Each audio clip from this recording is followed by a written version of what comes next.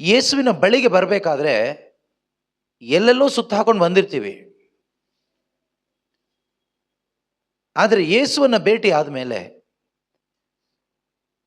ನಮ್ಮ ಜೀವಿತದಲ್ಲಿ ಯೇಸು ಸ್ವಾಮಿ ನಮಗೆ ಹೇಳೋದಿಷ್ಟೇನೆ, ಇನ್ನು ಮುಂದೆ ನೀನು ಹೊಸ ಒಂದು ದಾರಿಯಲ್ಲಿ ಹೋಗಬೇಕು, ನಾನು ತೋರಿಸೋ ದಾರಿಯಲ್ಲಿ ಹೋಗಬೇಕು. ಇದುವರೆಗೂ ನೀನು ನಡೆದ ದಾರಿ, ನಿನ್ನ ದಾರಿಯಲ್ಲಿ ನಡ್ಕೊಂಡು ಬಂದೆ. ಈಗ ನೀನೇನು ಮಾಡಿದೆ? ಯೇಸು ಸ್ವಾಮಿಯನ್ನು ಕಂಡೆ, ಸಂತೋಷಪಟ್ಟೆ, ಅವ್ರನ್ನ ಆರಾಧನೆ ಮಾಡಿದೆ,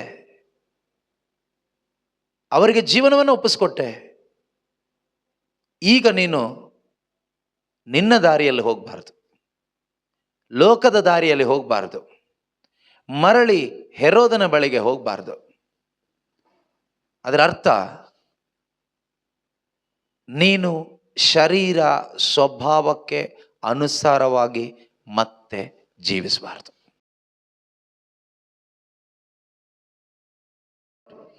ಹಲ್ಲೆಲೂಯಾ.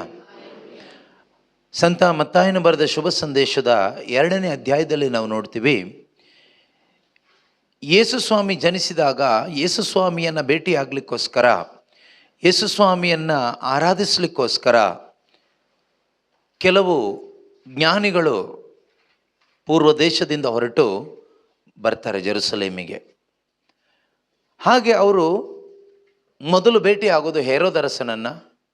ಹೆರೋದರಸನನ್ನು ಭೇಟಿಯಾಗಿ ಹೆರೋದರಸನ ಮುಖಾಂತರ ಮುಂದೆ ಅವರು ಬರ್ತಾರೆ, ಬೆತ್ಲೆಹೇಮಿಗೆ ಬರ್ತಾರೆ. ಯೇಸು ಬಾಲನನ್ನು, ಆ ಒಂದು ಪುಟ್ಟ ಮಗುವನ್ನು ಕಂಡು ತುಂಬ ಸಂತೋಷಪಟ್ಟು ಕಾಣಿಕೆಯನ್ನು ನೀಡಿ ಯೇಸು ಸ್ವಾಮಿಯನ್ನು ಆರಾಧಿಸಿ ಅಲ್ಲಿಂದ ಅವರು ಹೊರಟು ಹೋಗಬೇಕಾದಂಥ ಆ ಒಂದು ಸಮಯದಲ್ಲಿ ರಾತ್ರಿಯಲ್ಲಿ ದೇವರು ಕನಸಿನಲ್ಲಿ ಅವರಿಗೆ ಹೇಳ್ತಾರೆ, ನೀವು ಯಾವ ದಾರಿಯಲ್ಲಿ ಇಲ್ಲಿಗೆ ಬಂದರೋ ಆ ದಾರಿಯಲ್ಲಿ ನೀವು ಮರಳಿ ಹೋಗಬಾರ್ದು. ಅವರು ಆ ದಾರಿಯಲ್ಲಿ ಮರಳಿ ಹೋಗಲಿಲ್ಲ. ದೇವರ ಆದೇಶದ ಪ್ರಕಾರ ಅವರು ಇನ್ನೊಂದು ದಾರಿಯಲ್ಲಿ ಮರಳಿ ಅವರ ಊರಿಗೆ ಹೋದರು. ಇದರಿಂದ ನಮಗೆ ಏನು ಅರ್ಥ ಆಗುತ್ತೆ ಅಂದರೆ, ನಾವೆಲ್ಲರೂ ಕೂಡ ಯೇಸುವಿನ ಬಳಿಗೆ ಬರಬೇಕಾದ್ರೆ ಎಲ್ಲೆಲ್ಲೋ ಸುತ್ತ ಹಾಕೊಂಡು ಬಂದಿರ್ತೀವಿ. ಆದರೆ ಯೇಸುವನ್ನು ಭೇಟಿ ಆದಮೇಲೆ ನಮ್ಮ ಜೀವಿತದಲ್ಲಿ ಯೇಸು ಸ್ವಾಮಿ ನಮಗೆ ಹೇಳೋದಿಷ್ಟೇನೆ, ಇನ್ನು ಮುಂದೆ ನೀನು ಹೊಸ ಒಂದು ದಾರಿಯಲ್ಲಿ ಹೋಗಬೇಕು, ನಾನು ತೋರಿಸೋ ದಾರಿಯಲ್ಲಿ ಹೋಗಬೇಕು. ಇದುವರೆಗೂ ನೀನು ನಡೆದ ದಾರಿ, ನಿನ್ನ ದಾರಿಯಲ್ಲಿ ನಡ್ಕೊಂಡು ಬಂದೆ. ಈಗ ನೀನೇನು ಮಾಡಿದೆ? ಯೇಸು ಸ್ವಾಮಿಯನ್ನು ಕಂಡೆ, ಸಂತೋಷಪಟ್ಟೆ, ಅವ್ರನ್ನ ಆರಾಧನೆ ಮಾಡಿದೆ, ಅವರಿಗೆ ಜೀವನವನ್ನು ಒಪ್ಪಿಸ್ಕೊಟ್ಟೆ. ಈಗ ನೀನು ನಿನ್ನ ದಾರಿಯಲ್ಲಿ ಹೋಗಬಾರ್ದು, ಲೋಕದ ದಾರಿಯಲ್ಲಿ ಹೋಗಬಾರ್ದು, ಮರಳಿ ಹೆರೋದನ ಬಳಿಗೆ ಹೋಗಬಾರ್ದು. ಅದರ ಅರ್ಥ, ನೀನು ಶರೀರ ಸ್ವಭಾವಕ್ಕೆ ಅನುಸಾರವಾಗಿ ಮತ್ತೆ ಜೀವಿಸಬಾರ್ದು. ನಿನ್ನ ಜೀವನವನ್ನು ನೀನು ಯೇಸು ಸ್ವಾಮಿಗೆ ಸಮರ್ಪಣೆ ಮಾಡಿಕೊಟ್ಟಾಯಿತು. ಈಗ ಪವಿತ್ರಾತ್ಮರು ನಿನ್ನಲ್ಲಿದ್ದಾರೆ. ಈಗ ನಿನ್ನ ದೇಹ ದೇವರ ಆಲಯ, ದೇವರ ಮಗ ನೀನೀಗ, ದೇವರ ಮಗಳು ನೀನೀಗ. ಆದುದರಿಂದ ನೀನು ನಡೆಯಬೇಕಾದ ದಾರಿ ದೇವರ ದಾರಿ. You must walk in God's way, because you are the child of God, your father. Now God is your father, not the devil. When devil was your father, you are following the desires of your flesh. ಸೈತಾನ ನಿಮ್ಮ ತಂದೆ ಆಗಿದ್ದಷ್ಟು ದಿನ ನೀವು ನಿಮ್ಮ ಶರೀರದ, ನಿಮ್ಮ ಮನಸ್ಸಿನ ಇಚ್ಛೆ ಆಸೆಗಳನ್ನು ಅನುಸರಣೆ ಮಾಡಿಕೊಂಡು ಬದುಕಿದ್ರಿ, ಆ ದಾರಿಯಲ್ಲಿ ನೀವು ಹೋದ್ರಿ. ಆದರೆ ಇಂದು ನೀವು ಯೇಸುವನ್ನು ಭೇಟಿಯಾಗಿದ್ದೀರಿ. ಕ್ರಿಸ್ತ ನಿನ್ನಲ್ಲಿ ಜನಿಸಿದ್ದಾನೆ. ಕ್ರಿಸ್ಮಸ್ ಆಗಿದೆ ನಿನ್ನ ಜೀವನದಲ್ಲಿ. ನಿನ್ನ ದೇಹ ದೇವರ ಆಲಯವಾಗಿದೆ. ಪವಿತ್ರಾತ್ಮ ನಿನ್ನಲ್ಲಿ ಬಂದಿದ್ದಾರೆ. ಇನ್ನು ಮುಂದೆ ಬೈಬಲ್ ಹೇಳುತ್ತೆ, ಅವರೇ ನಮ್ಮ ಜೀವನದ ಮಾರ್ಗದರ್ಶಿಯೂ ಆಗಿರಬೇಕು. ಪವಿತ್ರಾತ್ಮ ನಮ್ಮ ಜೀವಾಳವಾಗಿದ್ದರೆ ಅವರೇ ನಮ್ಮ ಜೀವನದ ಮಾರ್ಗದರ್ಶಿಯೂ ಆಗಿರಬೇಕು. ಪವಿತ್ರಾತ್ಮ ಎಲ್ಲಿಯವರೆಗೆ ನಮಗೆ ಮಾರ್ಗದರ್ಶಿ ಆಗಿರ್ತಾರೆ ಅಂದರೆ, ಎಲ್ಲಿಯವರೆಗೆ ನೀವು ಅವರನ್ನ ಅನುಸರಣೆ ಮಾಡ್ತೀರೋ ಅಲ್ಲಿಯವರೆಗೆ ಮಾತ್ರ. ಎಷ್ಟೋ ಬಾರಿ ನಮ್ಮ ಜೀವಿತದಲ್ಲಿ ನಾವು ವಿಶ್ವಾಸಕ್ಕೆ ಬಂದ ಮೇಲೂ ಕೂಡ, ಪವಿತ್ರಾತ್ಮರನ್ನ ಸ್ವೀಕಾರ ಮಾಡಿದ ನಂತರ ಕೂಡ ನಾವು ಯಾಕೆ ದಾರಿ ತಪ್ಪಿ ಹೋಗ್ತಾ ಇದ್ದೀವಿ ಅಂದರೆ, ನಾವು ಪವಿತ್ರ ಆತ್ಮನ ಸ್ವರವನ್ನು ಕಡೆಗಣಿಸಿದ್ದರಿಂದ. Because we ignored the voice of the holy spirit.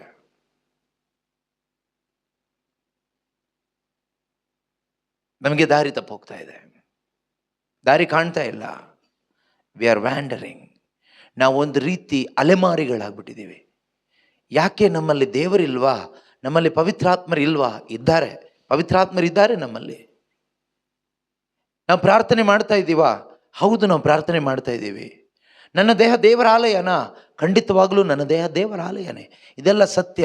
ಆದರೆ ಯಾಕೆ ಮತ್ತೆ ನನ್ನ ಜೀವಿತದಲ್ಲಿ ಒಂದು ಸ್ಥಿರತೆ ಇಲ್ಲ? ಯಾಕೆ ನನ್ನ ಜೀವಿತದಲ್ಲಿ ವಾಕ್ಯದಲ್ಲಿ ಕೇಳಿಸ್ಕೊಂಡ ಹಾಗೆ ಆ ಗ್ರೇಟ್ ಜಾಯ್ ಯಾಕೆ ಇಲ್ಲ? ಯೇಸುವಿನ ಜನನ ಏನು ತಂದು ಕೊಡುತ್ತೆ? ಗ್ರೇಟ್ ಜಾಯ್ ತಂದು ಕೊಡುತ್ತೆ, ಪರಮಾನಂದ ತಂದು ಕೊಡುತ್ತೆ. ಈ ಪ್ರಪಂಚದಲ್ಲಿ ಬೇರೆ ಯಾವುದೇ ವ್ಯಕ್ತಿಯ ಜನನ ಕೂಡ ನಮಗೆ ಪರಮಾನಂದ ತಂದು ಕೊಡೋದಿಲ್ಲ. ಯಾವುದೂ ಕೂಡ ನಮಗೆ ಪರಮಾನಂದವನ್ನು ತಂದು ಕೊಡೋದಿಲ್ಲ. ಪರಮಾನಂದವನ್ನು ತಂದು ಕೊಡುವ ಏಕೈಕ ಸಂದೇಶ, ಕ್ರಿಸ್ತನು ನಿನಗಾಗಿ ಜನಿಸಿದ್ದಾನೆ, ಅದು ಮಾತ್ರನೇ. ಲೂಕ್ ಚಾಪ್ಟರ್ 2 ವರ್ಸ್ 10-11 ನಮಗೆಲ್ರಿಗೂ ಗೊತ್ತು. ಎಷ್ಟೋ ಬಾರಿ ಕೇಳಿಸ್ಕೊಂಡಿದ್ದೀವಿ, ಎಷ್ಟೋ ಬಾರಿ ಓದಿದ್ದೀವಿ. ಪರಮಾನಂದವನ್ನು ತಂದು ಕೊಡೋದು ಒಂದೇ, ಕ್ರಿಸ್ತನು ನಿನಗಾಗಿ ಜನಿಸಿದ್ದಾನೆ. ಆ ಜಾಯ್ ನಮಗೆ ಯಾವಾಗ ಸಿಗುತ್ತೆ ಅಂದರೆ, ನನ್ನೊಳಗಡೆ ಕ್ರಿಸ್ತನ ಜನನದ ಅನುಭವ ಆದಾಗ, ನನ್ನ ಒಳಗಡೆ ಬಾರ್ನ್ ಅಗೇನ್, ಹೊಸ ಜನ್ಮದ ಅನುಭವ ಆದಾಗ ಮಾತ್ರನೇ. ಕ್ರಿಸ್ತನು ಗೋದಲಿಯಲ್ಲಿ ಹುಟ್ಟಿದ್ರಿಂದ ನನಗೆ ಪರಮಾನಂದ ನನಗೆ ಸಿಗೋದಿಲ್ಲ, ನನಗೆ ಅನುಭವಿಸ್ಲಿಕ್ಕೆ ಆಗೋದಿಲ್ಲ. ಅಥವಾ ಯೇಸು ಕ್ರಿಸ್ತನು ಎಲ್ಲೋ ಜನಿಸಿದ್ರಿಂದ, ಯಾರದ್ದೋ ಹೃದಯದಲ್ಲಿ ಯೇಸು ಜನಿಸಿದ್ರಿಂದ, ಮಾತೆ ಉದರದಲ್ಲಿ ಯೇಸು ಬಂದಿದ್ದರಿಂದ ನನ್ನೊಳಗಡೆ ಪರಮಾನಂದ ಆಗೋದಿಲ್ಲ. ನನ್ನ ಹೃದಯದಲ್ಲಿ, ನನ್ನ ಜೀವನದಲ್ಲಿ ಆ ಪರಮಾನಂದವನ್ನು ನಾನು ಸವಿಬೇಕಾದ್ರೆ ನನ್ನೊಳಗಡೆ ಯೇಸು ಜನಿಸ್ಬೇಕು. ಆದರೆ ಈ ಪರಮಾನಂದ ಆಗೋದೇನೋ ಸರಿ, ಆದರೆ ಆ ಪರಮಾನಂದವನ್ನು ಉಳಿಸ್ಕೊಳ್ಳೋದು ತುಂಬ ಮುಖ್ಯ. ಎಷ್ಟೋ ಜನರ ಹೃದಯದಲ್ಲಿ ಪರಮಾನಂದ ಆಗಿದೆ ನೋಡಿ.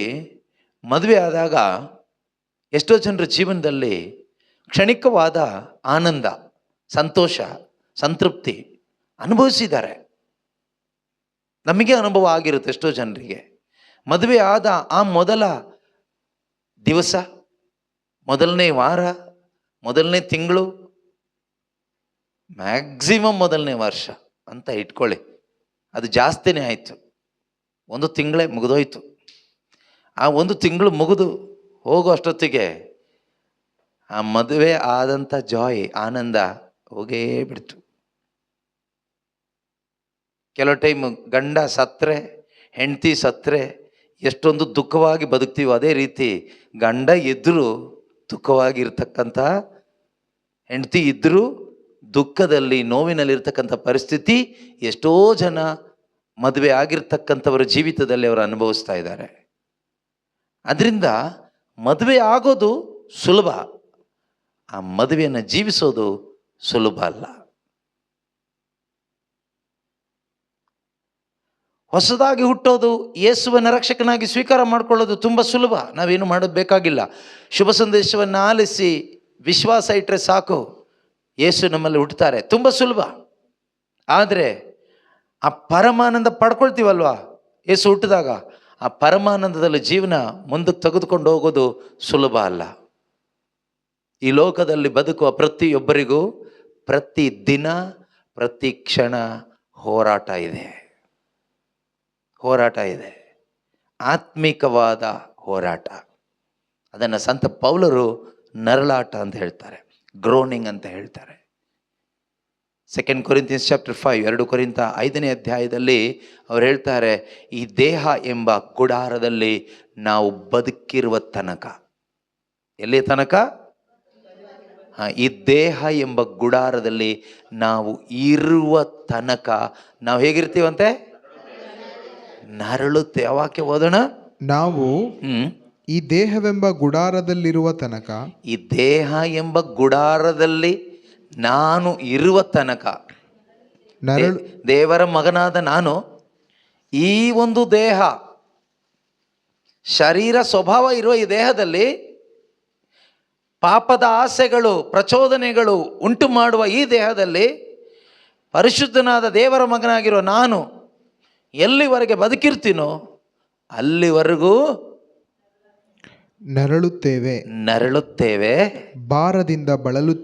ಭಾರದಿಂದ ಬಳಲುತ್ತೇವೆ. ಒಂದು ಬೆಸ್ಟ್ ಎಕ್ಸಾಂಪಲ್ ನಮ್ಗೆ ಅರ್ಥ ಆಗೋ ಥರ ಹೇಳೋದಾದರೆ, ಒಂದು ಮನೆಯಲ್ಲಿ ಅಪ್ಪನೂ ಕುಡುಕ, ಅಮ್ಮನೂ ಕುಡುಕ್ರೆ, ಗಂಡು ಮಕ್ಕಳು ಇಬ್ಬರು ಇದ್ದಾರೆ ಅಂತ ಇಟ್ಕೊಳ್ಳೋಣ, ಅವರಿಬ್ಬರು ಕುಡುಕ್ರೆ, ಅಪ್ಪ ಅಮ್ಮ ಮಕ್ಕಳು ಎಲ್ಲರೂ ಕುಡುಕ್ರೆ. ಎಲ್ಲರೂ ಚೆನ್ನಾಗಿ ದುಡಿತಾರೆ, ಚೆನ್ನಾಗಿ ಕುಡಿತಾರೆ. ಅಪ್ಪ ಅಪ್ಪನ ಇಷ್ಟದ ಹಾಗೆ ಬದುಕ್ತಾನೆ, ಅಮ್ಮ ಅಮ್ಮನ ಇಷ್ಟದ ಹಾಗೆ ಬದುಕ್ತಾಳೆ, ದೊಡ್ಡ ಮಗ ಅವನ ಇಷ್ಟದ ಹಾಗೆ, ಚಿಕ್ಕ ಮಗ ಅವನ ಇಷ್ಟದ ಹಾಗೆ. ಹೀಗೆ 4 ಜನ ಚೆನ್ನಾಗಿ ದುಡಿದು, ಚೆನ್ನಾಗಿ ಕುಡಿದು, ಚೆನ್ನಾಗಿ ಮಜಾ ಮಾಡಿ, ಅವರಿಷ್ಟದ ಬಂದ ಹಾಗೆ ಲ್ಯಾವಿಶ್ ಆಗಿ ಎಲ್ಲ ಥರದ ದುರಿಚ್ಛೆಗಳಲ್ಲಿ ಮುಳುಗಿ ಅವರು ಬದುಕ್ತಾರೆ. ಒಂದೇ ಮನೆಯಲ್ಲಿ ಇರ್ತಾರೆ, ಒಟ್ಟಿಗೆ ಇರ್ತಾರೆ. ಈಗ ಆ ಮನೆಯಲ್ಲಿ ಒಬ್ಬ ಮಗ ಮಾತ್ರ ಎಲ್ಲೋ ಹೋಗಿ ಯಾವುದೋ ಒಂದು ಸಂದರ್ಭದಲ್ಲಿ ದೇವರ ವಾಕ್ಯವನ್ನು ಕೇಳಿಸ್ಕೊಂಡು ಅವನಿಗೆ ಪಾಪ ಪ್ರಜ್ಞೆ ಬಂತು, ಅವನಿಗೆ ಯೇಸುವಿನ ಅರಿವಾಯಿತು, ಅವನಿಗೆ ನಿತ್ಯ ಜೀವದ ಬಗ್ಗೆ ಅರಿವು ಸಿಕ್ತು. ಅವನು ಪಾಪ ಜೀವನವನ್ನು ಬಿಟ್ಟು ದೇವರ ಕಡೆಗೆ ತಿರುಗಿ ತನ್ನ ಹೃದಯದಲ್ಲಿ ಯೇಸುವನ್ನು ಬರಮಾಡಿಕೊಂಡು ಆ ಪರಮಾನಂದವನ್ನು ಪಡ್ಕೊಂಡು ಮನೆಗೆ ಬರ್ತಾನೆ. ಈಗ ಅವನ ಪರಿಸ್ಥಿತಿ ಹೇಗಿರುತ್ತೆ? ಅಪ್ಪ ಕುಡುಕ, ಅಮ್ಮ ಕುಡುಕಿ, ಅಣ್ಣನೂ ಕುಡುಕ. ಈ ಮನೆ ಒಳಗಡೆ ಅವನು ಬದುಕಬೇಕು.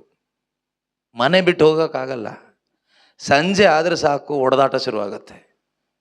ಹೋಮ್ ಥಿಯೇಟರ್, ಮನೆ ಒಳಗಡೆ ಸಿನಿಮಾ, ಬೈಗುಳ, ಹೊಲಸು ಮಾತು, ಕುಡುಕುತನ, ಎಲ್ಲ ಥರದ್ದು ಇದೆ, ಎಲ್ಲ ಅಶ್ಲೀಲತೆ ಇದೆ. ಈ ಮನೆ ಒಳಗಡೆ ಈ ಮಾನಸಾಂತರ ಹೊಂದಿ ನೂತನ ಸೃಷ್ಟಿಯಾಗಿರುವ ಈ ಮಗ ಬದುಕಬೇಕು. ಮನೆ ಬಿಟ್ಟು ಹೋಗೋಕ್ಕಾಗಲ್ಲ. ಎಲ್ಲಿಗೆ ಹೋಗೋದು? ಮನೆ ಬಿಟ್ಟು ಹೋಗೋಕ್ಕಾಗಲ್ಲ, ಅಲ್ಲೇ ಇರಬೇಕು. ಈಗ ಅವನ ಮನಸ್ಥಿತಿ ಹೇಗಿರುತ್ತೆ? ಅವನ ಮನಸ್ಸು ಏನು ಅನಿಸುತ್ತೆ? ಅವನು ಹೇಗೆ ಬದುಕಬಹುದು? ಅದಕ್ಕಿಂತನೂ ಕಷ್ಟ ಆತ್ಮದಲ್ಲಿ ಹೊಸ ಜನ್ಮವನ್ನು ಪಡೆದುಕೊಂಡು ಪವಿತ್ರಾತ್ಮನನ್ನು ಸ್ವೀಕಾರ ಮಾಡಿದ ಒಬ್ಬ ದೇವರ ಮಗ ಈ ದೇಹದ ಒಳಗಡೆನೇ ಬದುಕೋದು ತುಂಬ ಕಷ್ಟಕರವಾದ ವಿಷಯ, ಸಾಧಾರಣ ವಿಷಯ ಅಲ್ಲ.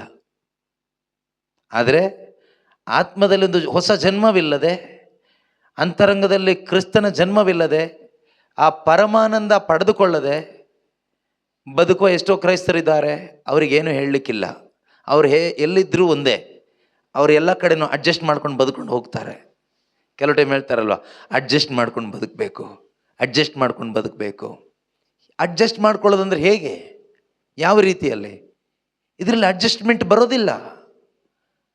ಪೌಲರು ಹೇಳ್ತಾರಲ್ವ, ವಿಶ್ವಾಸಿಗೂ ಅವಿಶ್ವಾಸಿಗೂ ಎಲ್ಲಿಯ ಸಂಬಂಧ? ಡು ನಾಟ್ ಯಾಕ್ ವಿತ್ ಅನ್ಬಿಲೀವರ್ಸ್. ಈಗ ನಾನು ಬಿಲೀವರ್ ಆದೆ, ಆದರೆ ನನ್ನ ಶರೀರ ಅನ್ಬಿಲೀವರೇ. ಈಗ ಹೇಗೆ ಹೊಂದ್ಕೊಂಡು ಹೋಗೋದು? ಈಗ ಮುಂದಕ್ಕೆ ಹೋಗಬೇಕು. ಪ್ರೀತಿಯ ಸಹೋದರ ಸಹೋದರಿಯರೇ, ಅದೇ ಕ್ರೈಸ್ತ ಜೀವನದ ಅತಿ ದೊಡ್ಡ ಹೋರಾಟ, ಅತಿ ದೊಡ್ಡ ವೇದನೆ. ಇಲ್ಲಿ ಏನು ಮಾಡಬೇಕು ನಾವು? ಇಂಥ ಒಂದು ಪರಿಸ್ಥಿತಿಯಲ್ಲಿ ನನಗೆ ಕೊಟ್ಟಂತಹ ಈ ನೂತನ ಜೀವನವನ್ನು, ಆ ಪರಮಾನಂದವನ್ನು ನಾನು ಕಳ್ಕೋಬಾರ್ದು, ನಾನು ಕೊನೆ ತನಕ ಉಳಿಸ್ಕೋಬೇಕು. ಇದಕ್ಕಾಗಿ ನಾನು ಏನು ಮಾಡಬೇಕು? ಇದಕ್ಕಾಗಿ ನಾನೇ ಮಾಡಬೇಕಾದ ಕೆಲವೊಂದು ಕಾರ್ಯಗಳಿದೆ. ಖಂಡಿತ ದೇವರು ನಮಗೆ ಸಹಾಯ ಮಾಡ್ತಾರೆ. ಆದರೆ ನಾವು ಮಾಡಬೇಕಾದ ಕೆಲವೊಂದು ಕಾರ್ಯಗಳಿದೆ, ಅದನ್ನು ಮುಖ್ಯವಾಗಿ ನಾವು ಮಾಡಲೇಬೇಕು. ಅದನ್ನು ನಾವು ಮಾಡದೇ ಇದ್ದರೆ ಏನಾಗುತ್ತೆ ಕೇಳಿದರೆ, ಈಗ ಮದುವೆ ಆದಮೇಲೆ ಗಂಡ ಹೆಂಡತಿ ಸಂಬಂಧ ಕೊನೆ ತನಕ ಸ್ಥಿರವಾಗಿ ನಿಲ್ಲಬೇಕಾದ್ರೆ ಅವರಿಬ್ಬರು ಕೆಲವೊಂದು ತೀರ್ಮಾನಗಳನ್ನು ವೈಯಕ್ತಿಕವಾಗಿ ಮಾಡಲೇಬೇಕಾಗ್ತದೆ. ಮದುವೆಗಿಂತ ಮೊದಲು ಅವರು ಇದ್ದ ಹಾಗೆ ಇರ್ತೀನಿ ಈಗಲೂ ಅಂತ ಅಂದ್ಕೊಂಡು ಇರೋದಾದರೆ ಅವರ ಕುಟುಂಬ ಜೀವನ, ಅವರ ದಾಂಪತ್ಯ ಜೀವನ ಹಾಳಾಗಿ ಹೋಗ್ತದೆ. ಹುಟ್ಟುವಂಥ ಮಕ್ಕಳು ಕೂಡ ಅಶುದ್ಧತೆಯಲ್ಲಿ ಹುಡ್ತಾರೆ, ಅವರ ಭವಿಷ್ಯ ಕೂಡ ಹಾಳಾಗೋಗ್ತದೆ ಸರಿಯಾದ ತೀರ್ಮಾನ ಇಲ್ಲದೆ ಹೋದರೆ. ಇಂದು ಎಷ್ಟು ಕುಟುಂಬಗಳು ಆ ರೀತಿ ಜೀವಿಸ್ತಾ ಇದ್ದೋದ್ರ ಪರಿಣಾಮವಾಗಿ ಮಕ್ಕಳ ಜೀವನ ಹಾಳಾಗ್ತಾ ಇದೆ. ಅದರಿಂದ ನಮ್ಮ ಜೀವನ ಇದು ಎಚ್ಚರಿಕೆಯಿಂದ ಬದುಕಬೇಕು. ಕುಟುಂಬ ಜೀವನ ಎಷ್ಟು ಎಚ್ಚರಿಕೆಯಿಂದ ನಾವು ಜಾಗರೂಕತೆಯಿಂದ ಬದುಕಬೇಕೋ ಅದೇ ರೀತಿಯಲ್ಲಿ ನಮ್ಮ ವಿಶ್ವಾಸದ ಜೀವನ ಕೂಡ, ನಮ್ಮ ಕ್ರೈಸ್ತ ಜೀವನ ಕೂಡ ಇನ್ನೂ ಹೆಚ್ಚಿನ ಜಾಗರೂಕತೆಯಿಂದ ನಾವು ಬದುಕಿದರೆ ಮಾತ್ರನೇ ಆ ನಿತ್ಯ ಜೀವ ಎಂಬ ಬಹುಮಾನ ಗೆಲ್ಲಲಿಕ್ಕಾಗ್ತದೆ, ಆ ಸ್ವರ್ಗ ರಾಜ್ಯಕ್ಕೆ ಹೋಗ್ಲಿಕ್ಕಾಗ್ತದೆ. ಆದರೆ ಇದು ನಮಗೆ ಗೊತ್ತಿರಬೇಕು, ಏನು ಇದು ನರಳಾಟ ಇದೆ. ಈ ಒಂದು ಆತ್ಮಿಕ ಜೀವಿತದಲ್ಲಿ ಈ ಜಾಯ್, ಈ ಪರಮಾನಂದವನ್ನು ನನ್ನಲ್ಲಿ ನಾನು ಉಳಿಸ್ಕೋಬೇಕಾದ್ರೆ ನಾನು ಕೊನೆಯವರೆಗೂ ಹೋರಾಟ ಮಾಡಲೇಬೇಕು. ಎಲ್ಲಿವರೆಗೆ ಹೋರಾಟ? ಕೊನೆಯವರೆಗೂ, ಯೇಸು ಮರಳಿ ಬರುವ ತನಕ, ಅಥವಾ ನಾನು ಈ ಲೋಕದಿಂದ ದೇಹವನ್ನು ತ್ಯಜಿಸಿ ಹೊರಗಡೆ ಹೋಗುವ ತನಕ ಹೋರಾಟ ಇದ್ದೇ ಇದೆ. ಹೋರಾಟ ಇಲ್ಲದ ಕ್ರೈಸ್ತ ಜೀವನ ಇಲ್ಲ. ಆದರೆ ಬೈಬಲ್ ಹೇಳುತ್ತೆ ನಮ್ಮ ಹೋರಾಟ ಯಾರ ಜೊತೆಗೆ ಅಂತ. ಯಾರ ಜೊತೆಗೆ? ಮನುಷ್ಯರ ಜೊತೆಗ? ಯಾರ ಜೊತೆಗಂತೆ? ಓದಿ ನೋಡೋಣ ಯಾರ ಜೊತೆಗೆ ಅಂತ. ಎಫೆಸದವರಿಗೆ ಬರೆದ ಪತ್ರಿಕೆ 6ನೇ ಅಧ್ಯಾಯದಲ್ಲಿ 12ನೇ ವಾಕ್ಯದಲ್ಲಿ ಸಂತ ಪೌಲರು ಹೇಳ್ತಾರೆ, ನಮಗೊಂದು ಹೋರಾಟವಿದೆ. ಕ್ರೈಸ್ತ ವಿಶ್ವಾಸಿಗಳೇ, ನಮಗೆ ಒಂದು ಹೋರಾಟವಿದೆ. ನಮ್ಮ ಹೋರಾಟ ಕೇವಲ ನರಮಾನವರೊಂದಿಗಲ್ಲ. ನಮ್ಮ ಹೋರಾಟ ಕೇವಲ ನರಮಾನವರೊಂದಿಗೆ ಅಲ್ಲ, ದಿಗಂತದಲ್ಲಿರುವ, ಎಲ್ಲಿರುವ? ದಿಗಂತದಲ್ಲಿರುವ ಅಧಿಕಾರಿಗಳ ಹಾಗೂ. ನೋಡಿ ಯಾರೆಲ್ಲ ಇದ್ದಾರೆ ನೋಡಿ. ಇವ್ರ ಬಗ್ಗೆ ನಮಗೇನು ನಾಲೆಡ್ಜೇ ಇಲ್ಲ. ನಮಗೆ ನಾಲೆಡ್ಜ್ ಇರೋದು ಕಣ್ಮುಂದೆ ಕಾಣುವ ಅತ್ತೆ ಬಗ್ಗೆ. ಅವಳು ಎಂಥವಳು ಗೊತ್ತಾ ಬ್ರದರ್ ನಿಮಗೆ? ನನ್ನ ಅತ್ತೆ, ನನ್ನ ಸೊಸೆ ಎಂಥವಳು ಗೊತ್ತಾ ನಿಮಗೆ? ನನ್ನ ಗಂಡ ಎಂಥವನು ಗೊತ್ತಾ? ನನ್ನ ಹೆಂಡತಿ ಎಂಥವ್ನು ಗೊತ್ತಾ? ನಮ್ಮ ಪ್ರೇಯರ್ ಗ್ರೂಪಲ್ಲಿರೋ ಲೀಡರ್ ಎಂಥವ್ರು ಗೊತ್ತಾ? ಇವರೆಂಥವ್ರು ಗೊತ್ತಾ? ನಾವು ಕೆಲಸ ಮಾಡೋ ಜಾಗದಲ್ಲಿದ್ದಾರಲ್ಲ ಅವ್ರು ಎಂಥವ್ರು ಗೊತ್ತಾ ನಿಮಗೆ? ಸೊ ಇವ್ರದ್ದೆಲ್ಲ ನಾಲೆಡ್ಜ್ ಇದೆ, ಆದರೆ ನಿಮಗೇನು ಲಾಭ ಇಲ್ಲ ಅವ್ರ ನಾಲೆಡ್ಜಿಂದ. ಅವ್ರು ಎಂಥವರು ಅಂತ ನೀವು ತಿಳ್ಕೊಂಡು ನಿಮಗೇನು ಪ್ರಯೋಜನ ಇಲ್ಲ. ಅವ್ರು ಎಂಥವರೇ ಆಗಿರಲಿ, ನಿಮಗೆ ಗೊತ್ತಾಗಿರ್ಬೇಕಾಗಿರೋದು ಯಾರು? ಇವ್ರು ಗೊತ್ತಾಗಬೇಕು. ಯಾರು? ನಮ್ಮ ಹೋರಾಟ ನರಮಾನವರ ವಿರುದ್ಧ ಅಲ್ಲ, ದಿಗಂತದಲ್ಲಿ ಇರುವ ಅಧಿಕಾರಿಗಳ ಹಾಗೂ. ಇವ್ರು ಯಾರು? ಇವ್ರು ಗೊತ್ತಾಗಬೇಕು. ದಿಗಂತದಲ್ಲಿರುವ ಅಧಿಕಾರಿಗಳ ವಿರುದ್ಧ, ಆಧಿಪತ್ಯಗಳ ವಿರುದ್ಧ. ಆಧಿಪತ್ಯಗಳು ಇವ್ರು ಯಾರು? ಇವ್ರ ವಿರುದ್ಧ ಪ್ರಸ್ತುತ ಅಂಧಕಾರ ಲೋಕಾಧಿಪತಿಗಳ ಹಾಗೂ. ಪ್ರಸ್ತುತ ಅಂಧಕಾರ ಲೋಕಾಧಿಪತಿಗಳು ಅಂತ ಇದ್ದಾರೆ ಅವರು. ಹಾಗೂ ಅಶರೀರ ದುಷ್ಟ ಗಣಗಳ ವಿರುದ್ಧ. ಶರೀರ ಇಲ್ಲದೆ ಇರ್ತಕ್ಕಂಥ ಶರೀರರಹಿತವಾದ ದುಷ್ಟಗಣಗಳು, ಈವಿಲ್ ಸ್ಪಿರಿಟ್ಸ್ ವಿತೌಟ್ ಬಾಡಿ, ಅಶರೀರವಾದ ದುಷ್ಟಗಣಗಳು. ಇಂಗ್ಲೀಷಲ್ಲಿ ಓದೋಣ, ಇದ್ರೆ ಓದಿ ಪರವಾಗಿಲ್ಲ.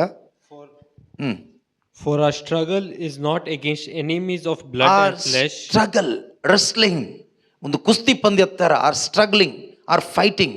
Okay, are struggling is not against human being, flesh and blood, but against the rulers, against the rulers, against the authorities, against the cosmic powers of this present darkness, darkness, against the spiritual forces of evil in the heavenly places. Spiritual forces in the heavenly places. 4 types, 4 ರೀತಿಯ ಪೈಶಾಚಿಕ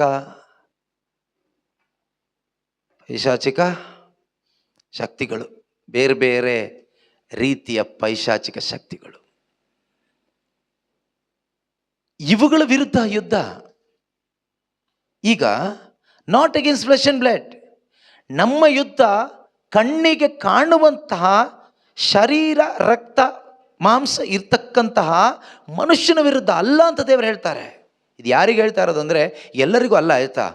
this is exclusively for Christians. Christians means followers of Jesus Christ, not the followers of people are religion. ಯಾವುದೋ ಮತವನ್ನು ಮನುಷ್ಯನನ್ನು ಹಿಂಬಾಲಿಸುವವರಿಗಲ್ಲ ಇದು, ಯಾವುದೋ ಧರ್ಮವನ್ನು ಹಿಂಬಾಲಿಸುವವರಿಗಲ್ಲ, ಯೇಸುವನ್ನು ಹಿಂಬಾಲಿಸುವವರಿಗೆ ಮಾತ್ರ.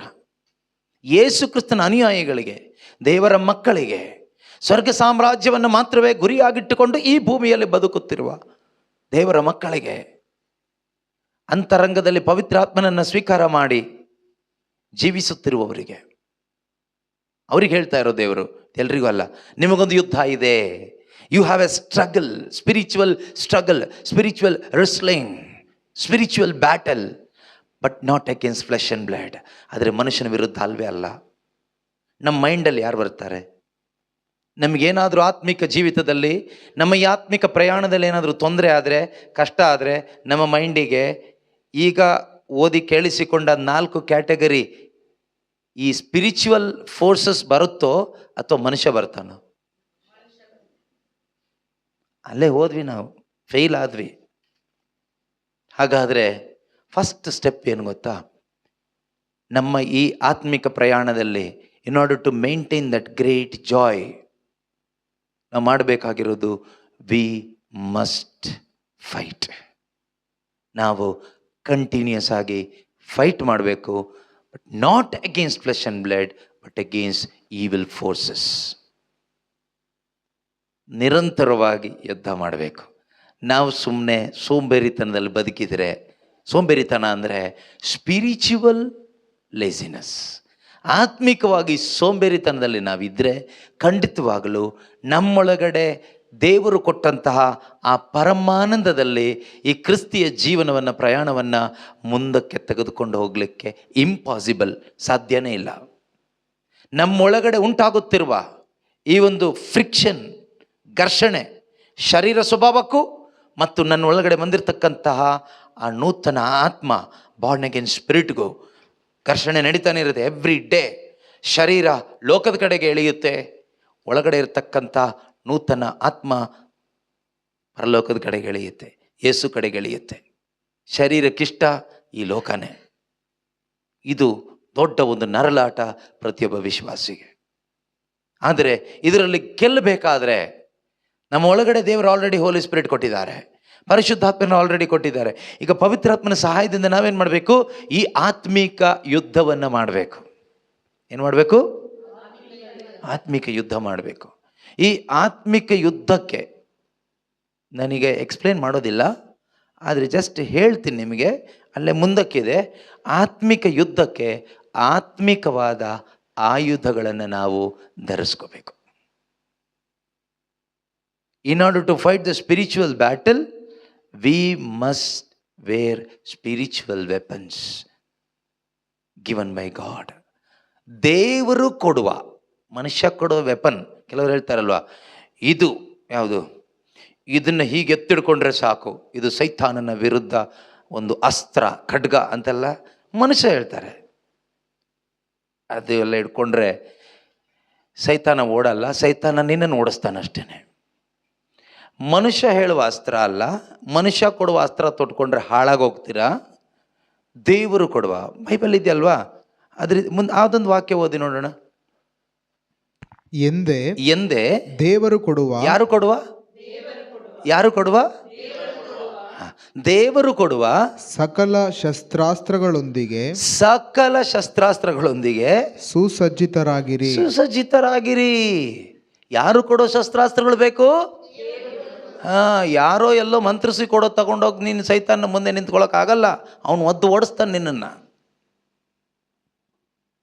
ಇವತ್ತು ಅನೇಕ ಕ್ರೈಸ್ತ ವಿಶ್ವಾಸಿಗಳು ಸೈತಾನನ ವಂಚನೆಗೆ ಒಳಗಾಗಿರೋದು ಯಾವ ರೀತಿ ಅಂದರೆ, ಮನುಷ್ಯ ಕೊಡುವ ಕೆಲವೊಂದು ವಸ್ತುಗಳನ್ನು ಹಿಡ್ಕೊಂಡು ಸೈತಾನನ ವಿರುದ್ಧ ಯುದ್ಧಕ್ಕಿಳಿದಿದ್ದಾರೆ. ಎಂಥ ಫೂಲಿಶ್ನೆಸ್ ಅಂದರೆ, ಅದಕ್ಕಿಂತ ಮೂರ್ಖತನ ಬೇರೆ ಇಲ್ಲ. ಕೆಲವರು ಹೇಳ್ತಾರಲ್ವ, ಇದನ್ನು ಹಿಡ್ಕೊಳ್ಳಿ, ಇದನ್ನು ಹಿಡ್ಕೊಂಡು ಮಲ್ಕೊಂಡ್ರೆ ಸಾಕು, ಇದು ಸೈತಾನನ ವಿರುದ್ಧ ಅಸ್ತ್ರ. ಇದನ್ನು ಕುತ್ತಿಗೆ ಹಾಕೊಂಡ್ರೆ ಸಾಕು, ಈ ಮೊಬೈಲ್ ಫೋನ್ ಕುತ್ತಿಗೆ ಕಟ್ಕೊಂಡು ಮಲ್ಕೊಳ್ಳಿ, ಸೈತಾನನ ವಿರುದ್ಧ ಅಸ್ತ್ರ. ಮಲ್ಕೊಳ್ಳುವಾಗ ಇದನ್ನು ಹಾಗೆ ದಿಂಬು ಕೆಳಗಡೆ ಇಟ್ಕೊಂಡು ಮಲ್ಕೋಬೇಡಿ, ಸೈತಾನನ ವಿರುದ್ಧ ಅಸ್ತ್ರ. ಫೂಲಿಶ್ನೆಸ್. ಯಾರು ಹೇಳಿದ್ರು ನಿನಗೆ? ಯಾರು ಹೇಳಿದ್ದು ನಿನಗೆ? ಯಾವನು ಹೇಳಿದೆ ನಿನಗೆ? ದೇವರಿಗೆ ವಿರುದ್ಧವಾದ ಮಾತು. ದೇವರು ಕೊಡ್ತಕ್ಕಂಥ ಅಸ್ತ್ರಗಳನ್ನ ತೊಟ್ಟುಕೋ ಅಂತ ದೇವರು ಹೇಳ್ತಾ ಇದ್ರೆ, ಯಾವನೋ ಏನೋ ಹೇಳ್ದ ಅಂತ ಅದನ್ನು ಮಾಡೋಕೆ ಹೋಗ್ತೀವಿ ನಾವು. ಎಂಥ ಮುಟ್ಟಾಳ್ರಲ್ವ? ಕಾರಣ ಏನು ಗೊತ್ತಾ? ಈ ಮುಟ್ಟಾಳತನಕ್ಕೆ ಕಾರಣ ಏನು ಗೊತ್ತಾ?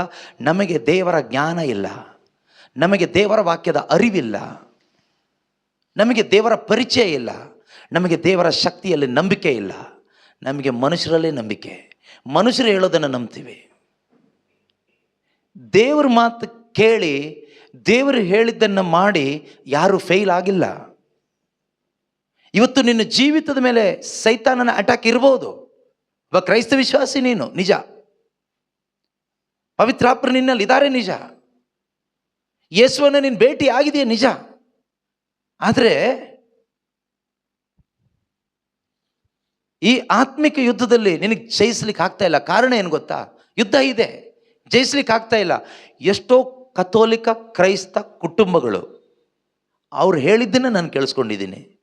ನಮ್ಮನೆಯಲ್ಲಿ ಸೈತಾನ ಇದೆ, ನಮ್ಮನೆಯಲ್ಲಿ ಯಾರೋ ಮಾಟ ಮಂತ್ರ ಮಾಡಿಸಿಟ್ಬಿಟ್ಟಿದ್ದಾರೆ, ನಮ್ಮನೆ ಮೇಲೆ ಏನೋ ದೊಡ್ಡ ಶಾಪ ಬಂದುಬಿಟ್ಟಿದೆ, ಅದಕ್ಕೆ ತುಂಬ ಪ್ರಾಬ್ಲಮ್, ಮರಣದ ಮೇಲೆ ಮರಣ, ರೋಗದ ಮೇಲೆ ರೋಗ, ಎಷ್ಟು ದುಡಿದ್ರೂ ನಿಲ್ತಾ ಇಲ್ಲ, ಮಕ್ಕಳಲ್ಲಿ ಸಮಾಧಾನ ಇಲ್ಲ, ಒಂದು ಅನ್ಯೋನ್ಯತೆ ಇಲ್ಲ, ಏನು ಮಾಡಬೇಕು ಗೊತ್ತಾಗ್ತಾ ಇಲ್ಲ, ಎಲ್ಲ ಪ್ರಾರ್ಥನೆ ಮಾಡ್ತಾ ಇದ್ದೀವಿ. ಯಾರೆಲ್ಲ ಏನೆಲ್ಲ ಹೇಳ್ತಾರೋ ಈ ಧ್ಯಾನ ಕೇಂದ್ರಗಳಿಗೆ ಹೋದಾಗ, ಅಲ್ಲಿ ಏನೆಲ್ಲ ಹೇಳ್ತಾರೋ, ಏನೆಲ್ಲ ಮಂತ್ರಿಸಿ ಕೊಡ್ತಾರೋ ಅದನ್ನೆಲ್ಲ ತಗೊಂಡು ಬರ್ತಾ ಇದ್ದೀವಿ, ಅದೆಲ್ಲ ಪ್ರಾರ್ಥನೆ ಮಾಡ್ತಾ ಇದ್ದೀವಿ. ಆದರೂ ಏನು ವರ್ಕೌಟ್ ಆಗ್ತಾ ಇಲ್ಲ. ಯಾಕೆ ಅಂದರೆ ನೀನು ಮನುಷ್ಯ ಹೇಳೋದೆಲ್ಲ ಮಾಡ್ತಾ ಇದೀಯ. ಯಾರ್ಯಾರೋ ಬ್ರದರ್ಸ್ಗಳು ಬಂದು ಏನೇನೋ ಹೇಳೋದೆಲ್ಲ ಮಾಡ್ತಾ ಇದೀಯ, ಆದರೆ ದೇವರು ಹೇಳೋದು ಮಾಡ್ತಾ ಇದೀಯಾ? ದೇವರು ಹೇಳೋದನ್ನು ಮಾಡ್ತಾ ಇದೀಯಾ? ವೆಬ್ಎಕ್ಸ್ ಎಲ್ಲೋ ಡಿಸ್ಕನೆಕ್ಟ್ ಆಗಿದೆಯಾ ನೋಡಿ, ಅದು ಫೋನ್ ಬರ್ತಾ ಇದೆ. ದೇವರು ಹೇಳಿದ್ ಮಾಡ್ತಾ ಇದ್ದೀವಾ? ಇವತ್ತು ನಾವು ಪರೀಕ್ಷೆ ಮಾಡಿ ನೋಡಬೇಕು. ಪ್ರೀತಿಯ ಸಹೋದರ ಸಹೋದರಿಯರೇ, ಥಿಂಕ್ ಮಾಡಿ. ಎಲ್ಲರಿಗೂ ಥಿಂಕಿಂಗ್ ಮಾಡೋ ಕೆಪಾಸಿಟಿ ದೇವರು ಕೊಟ್ಟಿದ್ದಾರೆ. Am I truly doing what god says? Am I truly using god given spiritual weapons against the evil Kingdom? ನನ್ನನ್ನು, ನನ್ನ ಕುಟುಂಬವನ್ನು, ನನ್ನ ಜೀವನವನ್ನು ಅಟ್ಯಾಕ್ ಮಾಡುತ್ತಿರುವಂತಹ ಪೈಶಾಚಿಕ ಸಾಮ್ರಾಜ್ಯಕ್ಕೆ ವಿರುದ್ಧವಾಗಿ ದೇವರು ಕೊಡುವ ಶಸ್ತ್ರಾಸ್ತ್ರಗಳೊಂದಿಗೆ, ಆಯುಧಗಳೊಂದಿಗೆ ನಾನು ಯುದ್ಧ ಮಾಡ್ತಾ ಇದ್ದೀನಾ? ಅಥವಾ ಮನುಷ್ಯ ಹೇಳುವ, ಲೋಕ ಹೇಳುವ, ಅವರು ಇವರು ಹೇಳುವ ಅದು ಇದು ನೇತಾಕೊಂಡು ಕಟ್ಕೊಂಡು ಹಿಡ್ಕೊಂಡು ಮಾಡಿಕೊಂಡು ಯುದ್ಧ ಮಾಡ್ತಾ ಇದ್ದೀನಾ? ಉದುರು ಹೋಗ್ತೀರಾ, ಗೆಲ್ಲಕ್ಕಾಗಲ್ಲ. ಕೊನೆಯವರೆಗೂ ಸ್ಥಿರವಾಗಿ ನಿಲ್ಲಬೇಕಾದರೆ ವಾಕ್ಯ ಹೇಳುತ್ತಲ್ವಾ? ಆ ವಾಕ್ಯ ಏನು ಹೇಳುತ್ತೆ? ಆಗ ನೀವು ಆ ದುರ್ದಿನದಂದು ವೈರಿಗಳನ್ನು ಎದುರಿಸಲು ಆಗ ನೀವು ಶಕ್ತರಾಗುತ್ತೀರಿ. ಯಾವಾಗ ಶಕ್ತರಾಗ್ತೀರಿ? ದೇವರು ಕೊಡುವ ಶಸ್ತ್ರಾಸ್ತ್ರಗಳನ್ನ ಧರಿಸ್ಕೊಂಡು ಯುದ್ಧ ಮಾಡಿದ್ರೆ ನೀವು ಶಕ್ತರಾಗ್ತೀರಿ. ಮಾತ್ರವಲ್ಲ, ಕಟ್ಟ ಕಡೆಯವರೆಗೆ ಹಿಮ್ಮೆಟ್ಟದೆ ನಿಲ್ಲುತ್ತೀರಿ. ಹಿಮ್ಮೆಟ್ಟದೆ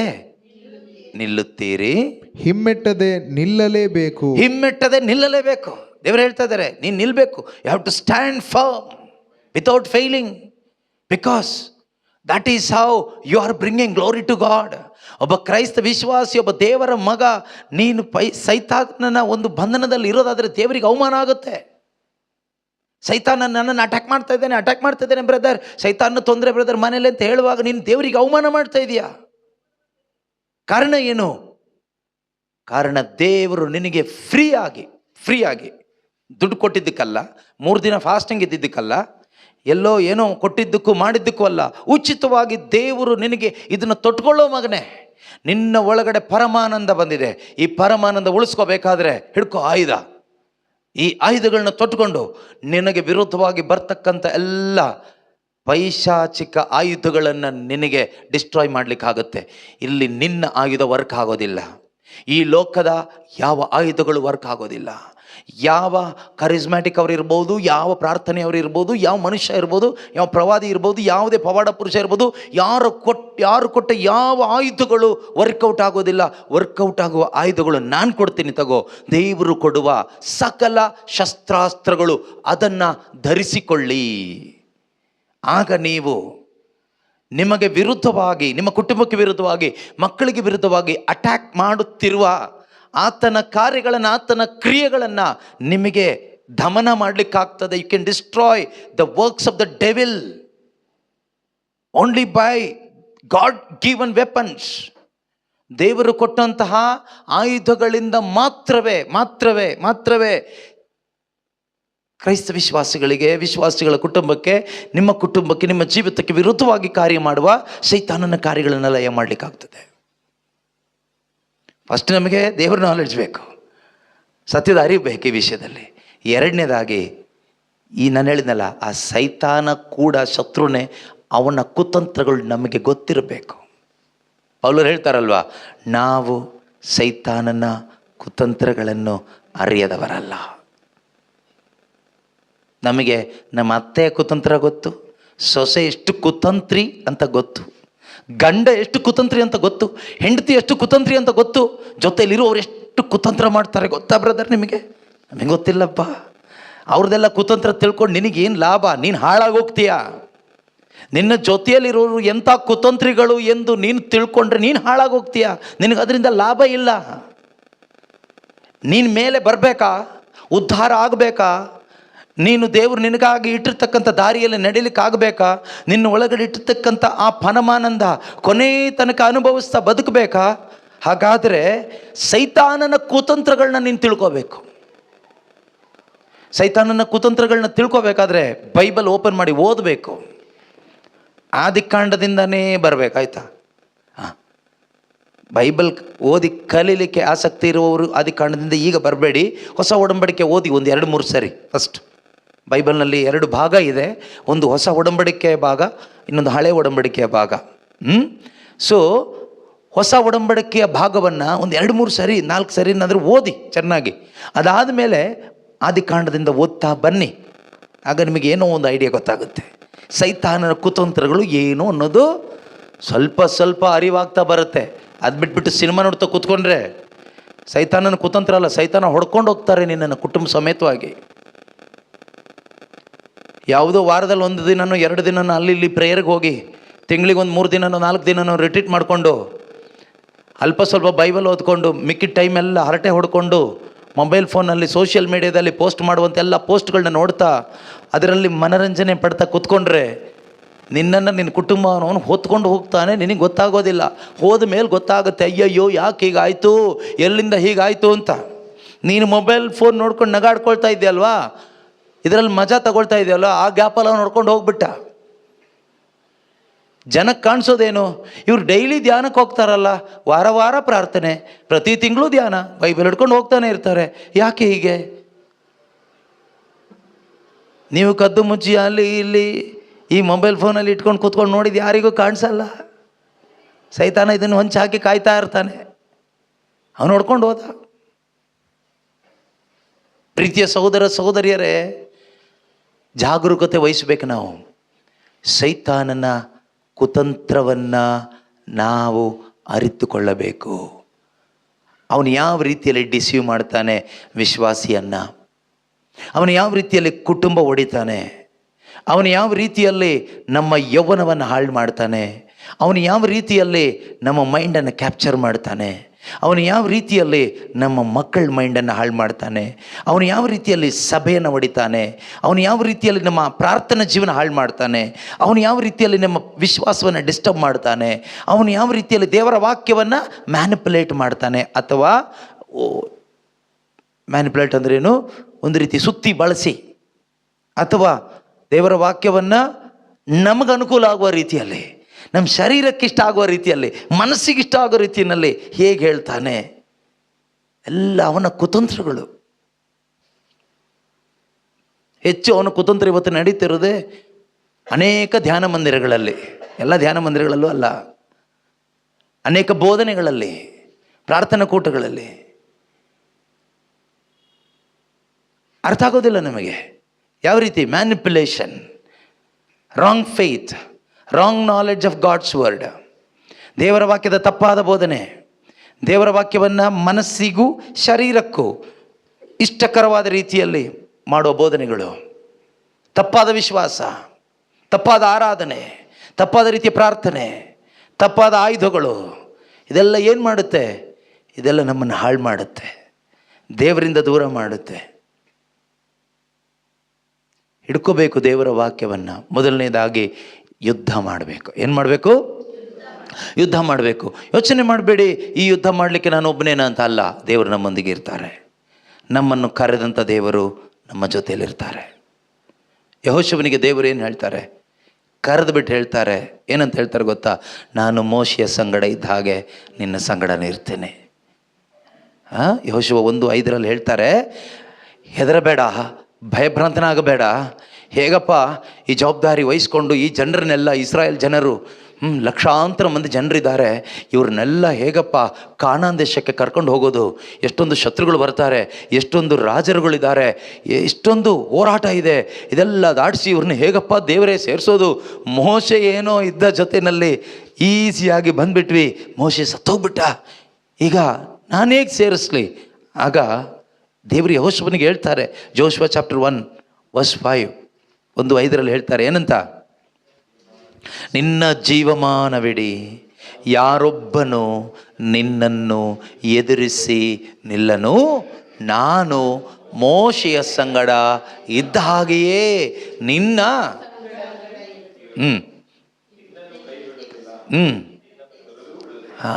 ನಿನ್ನನ್ನು ಕೈ ಬಿಡೋದಿಲ್ಲ. ಅದಾದಮೇಲೆ ಮುಂದುವರಿಸಿ ದೇವರೇನು ಹೇಳ್ತಾರೆ ಗೊತ್ತಾ?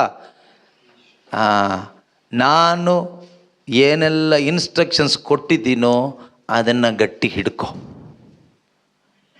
ಅದು 5, 6, 7, 8, 9 ತನಕ ಓದಿ ನೋಡೋಣ. ನಿನ್ನ ಜೀವಮಾನವಿಡಿ ಯಾರೊಬ್ಬನು ನಿನ್ನನ್ನು ಎದುರಿಸಿ ನಿಲ್ಲನು, ನಾನು ಮೋಶೆಯ ಸಂಗಡ ಇದ್ದ ಹಾಗೆ ನಿನ್ನ ಸಂಗಡವೂ ಇರುವೆನು. ನಿನ್ನನ್ನು ಕೈ ಬಿಡುವುದಿಲ್ಲ, ನಿನ್ನನ್ನು ತೊರೆದು ಬಿಡುವುದಿಲ್ಲ. ಸ್ಥಿರಚಿತ್ತನಾಗಿರು, ಧೈರ್ಯದಿಂದಿರು, ಏಕೆಂದರೆ ನಾನು ಈ ಜನರ ಪೂರ್ವಜರಿಗೆ ಪ್ರಮಾಣ ಮಾಡಿಕೊಟ್ಟ ನಾಡನ್ನು ಇವರಿಗೆ ಸ್ವಾಧೀನಪಡಿಸಬೇಕಾದವನು ನೀನೇ. ನನ್ನ ದಾಸನಾದ ಮೋಶೆ ನಿನಗೆ ಬೋಧಿಸಿದ ಧರ್ಮೋಪದೇಶವನ್ನು ಮಾತ್ರ ಸ್ಥೈರ್ಯದಿಂದ ಪರಿಪಾಲಿಸು.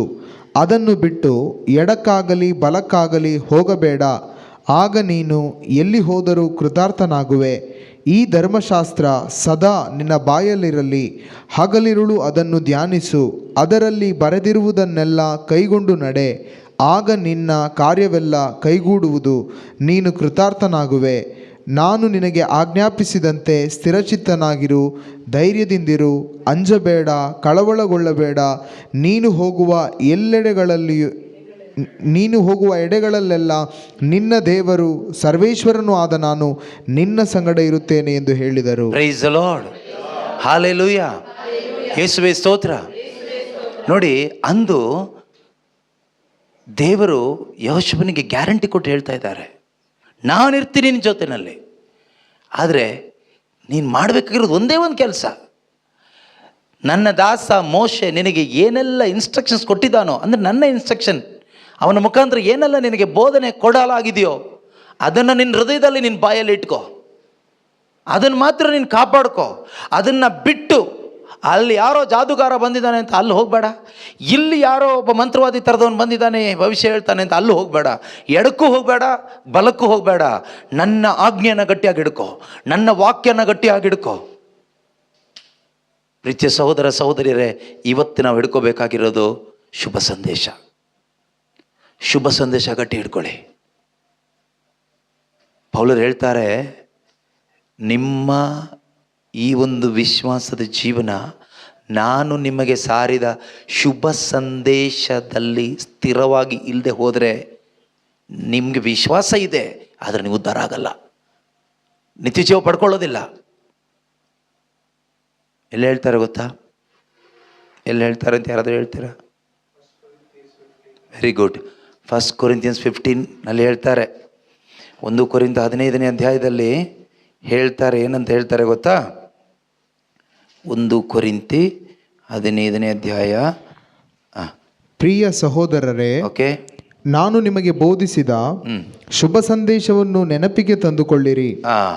ನೀವು ಅದನ್ನು ಸ್ವೀಕರಿಸಿದ್ದೀರಿ, ಎಸ್, ಅದರಲ್ಲಿ ನೆಲೆಯಾಗಿ ನಿಂತಿದ್ದೀರಿ, ಪರಮಾನಂದ ಪಡೆದಿದ್ದೀರಿ, ನಿಂತಿದ್ದೀರಿ. ನಾನು ನಿಮಗೆ ಶುಭ ಸಂದೇಶವೆಂದು ತಿಳಿಸಿದ ಸಂಗತಿಯನ್ನು ದೃಢವಾಗಿ ವಿಶ್ವಾಸಿಸಿದರೆ ನೀವು ಜೀವೋದ್ಧಾರವನ್ನು ಪಡೆಯುವಿರಿ. ಇಲ್ಲವಾದರೆ ನಿಮ್ಮ ವಿಶ್ವಾಸ ಇದೆ, ನಿರರ್ಥಕವಾದೀತು, ಅದು ಪ್ರಯೋಜನಕ್ಕೆ ಬರೋದಿಲ್ಲ. It's very dangerous, very dangerous. ವಿಶ್ವಾಸ ಇದ್ದು ನರಕಕ್ಕೆ ಹೋಗ್ಬೇಕಾಗತ್ತೆ. ವಿಶ್ವಾಸ ಇದೆ, ಲಾಸ್ಟಿಗೆ ಎಂಡ್ ಆಗೋದು ನರಕದಲ್ಲಿ. It's very ridiculous. ವಿಶ್ವಾಸ ಇಲ್ಲದಿದ್ದವ್ ನರಕಕ್ಕೆ ಹೋಗೋದು ಬೇರೆ, ಆದರೆ ವಿಶ್ವಾಸ ಇದ್ದವ್ ನರಕಕ್ಕೆ ಹೋಗೋದು ಇಟ್ ಈಸ್ ನಿಜವಾಗ್ಲೂ ತುಂಬ ದುಃಖಕರವಾದ ವಿಷಯ. ಶುಭ ಸಂದೇಶ ಅಷ್ಟು ಪವಿತ್ರವಾದದ್ದು, ಅಷ್ಟು ಪವರ್ಫುಲ್ ಆದದ್ದು, ಪವಿತ್ರವಾದದ್ದು. It is holy, it is adorable, honourable, it is powerful. ಆದರೆ ನಾವು ಶುಭ ಸಂದೇಶದ ವಿಷಯದಲ್ಲಿ ನಾಚಿಕೆ ಪಡ್ತೀವಿ. We are very much ignorant. ತುಂಬ ಅದನ್ನು ಕಾಳಜಿ ಇಲ್ಲದೆ ಇರ್ತೀವಿ. ಅದು ಎಷ್ಟು ಸೀರಿಯಸ್ ಆಗಿ ಪರಿಶುದ್ಧಾತ್ಮರು ಎಚ್ಚರಿಸ್ತಾ ಇದ್ದಾರೆ ಅಂದರೆ, ನಾವು I would remind you, brothers and sisters, of the good news of that I proclaim to you, which you in turn received, in which you also stand, through which also you are being saved. ಭವಿಷ್ಯ ಕೇಳಿಸ್ಕೊಂಡಿದ್ದೀರಿ, ರಕ್ಷಣೆ ಪಡ್ಕೊಂಡಿದ್ದೀರಿ, ಮುಂದೆ ನಿಮ್ಮ ಸಂಪೂರ್ಣ ವಿಮೋಚನೆ ಕೂಡ ಅದರಿಂದಾನೇ ಆಗುತ್ತೆ. ಯಾವುದರಿಂದ? ಆ ಶುಭ ಸಂದೇಶದಿಂದ. If you hold firmly to the message, firmly to the message, firmly to the message. If you hold firmly to the message, hold firmly to the message. ಬಿಗಿಯಾಗಿ ಹಿಡ್ಕೊಂಡ್ರೆ, ಸಂದೇಶಕ್ಕೆ ಬಿಗಿಯಾಗಿ ಹಿಡ್ಕೊಂಡ್ರೆ, ಅದನ್ನು ಬಿಟ್ಟು ಎಡಕ್ಕೆ ಹೋಗಬೇಡ, ಅದನ್ನು ಬಿಟ್ಟು ಬಲಕ್ಕೆ ಹೋಗಬೇಡ. ಹೋದರೆ ಬೀಳ್ತೀವಿ ಸಹೋದರ ಸಹೋದರಿಯರೇ, ಹೋದರೆ ಬೀಳ್ತೀವಿ. ಶುಭ ಸಂದೇಶವನ್ನು ಬಿಟ್ಟು ಎಡಕ್ಕಾಗಲಿ ಬಲಕ್ಕಾಗಲಿ ಹೋಗಬೇಡ. If you hold firmly to the message that I proclaim to you unless you have come to believe in vane.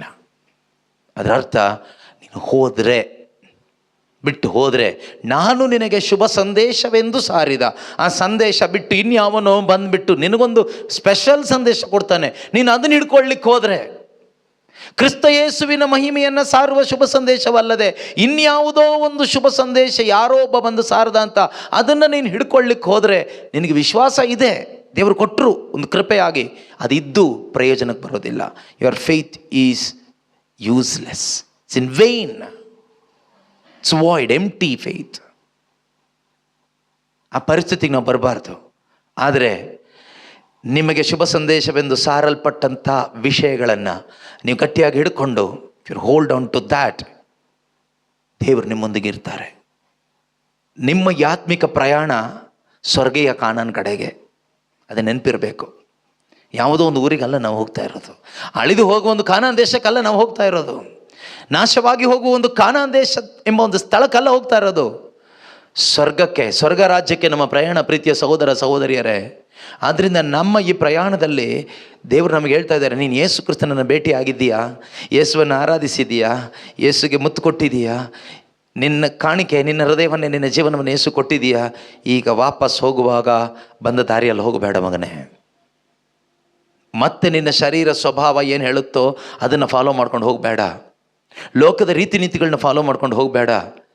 ನೀನು ನಿನ್ನ ನೀನು ಗಿಫ್ಟ್ ಕೊಟ್ಟೆ ದೇವರಿಗೆ, ನಿನ್ನನ್ನು, ದೇವರು ನನಗೆ ಕೊಟ್ಟ ಗಿಫ್ಟ್ ಹೋಲಿ ಸ್ಪಿರಿಟ್ ಅಲ್ವಾ? ಕರೆಕ್ಟ್ ಅಲ್ವಾ? ಹೋಲಿ ಸ್ಪಿರಿಟ್ನ ನೀನು ಗಿಫ್ಟಾಗಿ ಈಗ ಪಡ್ಕೊಂಡಿದ್ದೀಯಾ, ಆದ್ದರಿಂದ ಅವರೇ ನಿನ್ನ ಜೀವಿತದ ಮಾರ್ಗದರ್ಶಿ. ಪವಿತ್ರ ಆತ್ಮರು ಹೇಳುವ ಸ್ವರವನ್ನು ಕಡೆಗಣಿಸಬೇಡಿ. ನೀವಿವತ್ತು ಪವಿತ್ರಾತ್ಮ ನಿಮ್ಮೊಂದಿಗೆ ಮಾತನಾಡ್ತಾ ಇರುವ ಸ್ವರವನ್ನು ನೀವು ಕಡೆಗಣಿಸಿದರೆ ಪವಿತ್ರಾತ್ಮ ಮತ್ತೆ ಸೈಲೆಂಟ್ ಆಗ್ತಾರೆ. ಆಗ ನಿಮಗೆ ದೈವ ಸ್ವರ ಬರೋದಿಲ್ಲ, ಬರೋದೆಲ್ಲ ಬೇರೆ ಸ್ವರಗಳೇ ಬರುತ್ತೆ. ದೈವ ಸ್ವರದ ಥರ ಇರತಕ್ಕಂಥ ಇನ್ನಿತರ ಸ್ವರಗಳು ನಮ್ಮ ಮನಸ್ಸಿಗೆ ಬರುತ್ತೆ, ಅದನ್ನು ಫಾಲೋ ಮಾಡ್ಕೊಂಡು ನಾವು ಹೋಗ್ತೀವಿ. ಆತ್ಮಿಕ ಯುದ್ಧ ಮಾಡಲಿಕ್ಕೆ ಆಗೋದಿಲ್ಲ. ಸೈತಾನನ ಕುತಂತ್ರಗಳಿಗೆ ಒಳಗಾಗಿ ನಮ್ಮ ಆತ್ಮಿಕ ಪ್ರಯಾಣವನ್ನು ಇಲ್ಲೇ ಕೊನೆಗೊಳಿಸಬೇಕಾಗ್ತದೆ.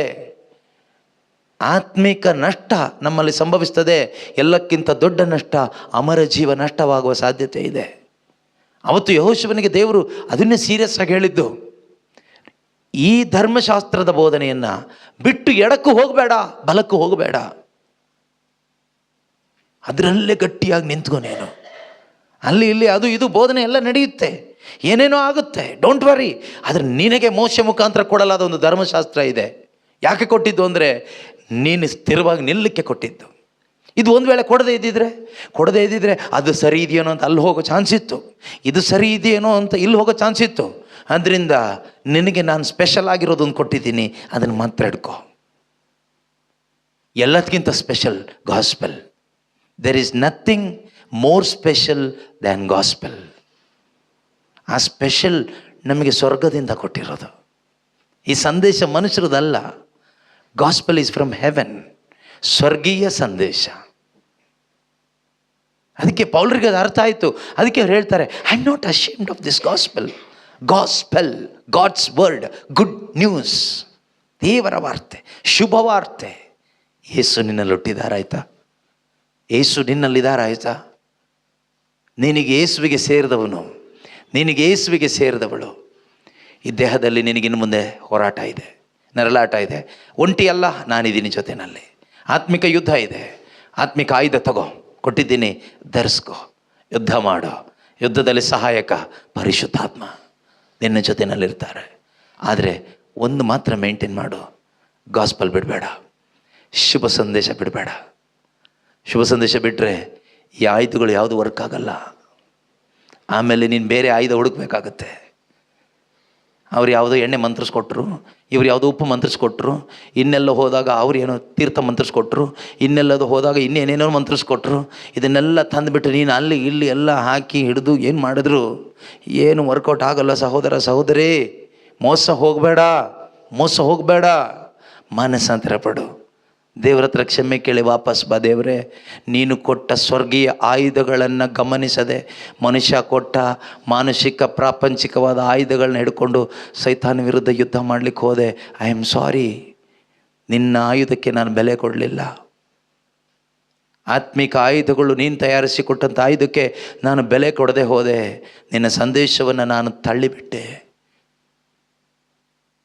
ಅದರಿಂದ ಇವತ್ತೊಂದು ಒಳ್ಳೆ ತೀರ್ಮಾನ ಮಾಡೋಣ. ನಾನು ಭೇಟಿಯಾಗಿರೋದು ಯೇಸುವನ್ನು. ಯೇಸು ನನಗೆ ಹೇಳಿದ್ದಾರೆ, ಬಂದ ದಾರಿಯಲ್ಲಿ ಹೋಗಬೇಡ, ಮತ್ತೆ ಹೆರೋದರಸನನ್ನು ಭೇಟಿ ಮಾಡಬೇಡ,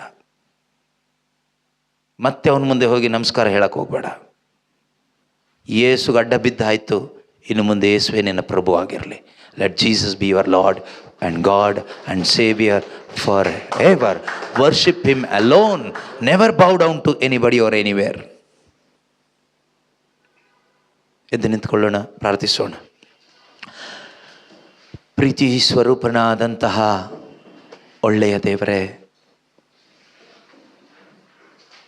ನೀವು ಈ ಧರೆಗೆ ಮನುಷ್ಯನಾಗಿ ಬಂದ್ರಿ. ನಾವು ನಿಮ್ಮನ್ನು ಭೇಟಿ ಆಗಲಿಕ್ಕೆ ಆಸೆ ಪಟ್ಟಿಲ್ಲ, ಆದರೆ ನೀವು ನಮ್ಮನ್ನು ಭೇಟಿ ಆಗಲಿಕ್ಕೆ ಆಸೆ ಪಟ್ರಿ. ಅಂದು ಇಸ್ರಾಯೇಲ್ ಜನರು ಆ ಯಾತನೆಯಲ್ಲಿದ್ದಾಗ, ಈಜಿಪ್ಟಿನ ಗುಲಾಮತನದಲ್ಲಿ ಯಾತನೆ ಪಡುತ್ತಿದ್ದಾಗ, ನೀವು ಅವರನ್ನು ನೋಡಿ ಯಾತನೆ ಪಟ್ರಿ.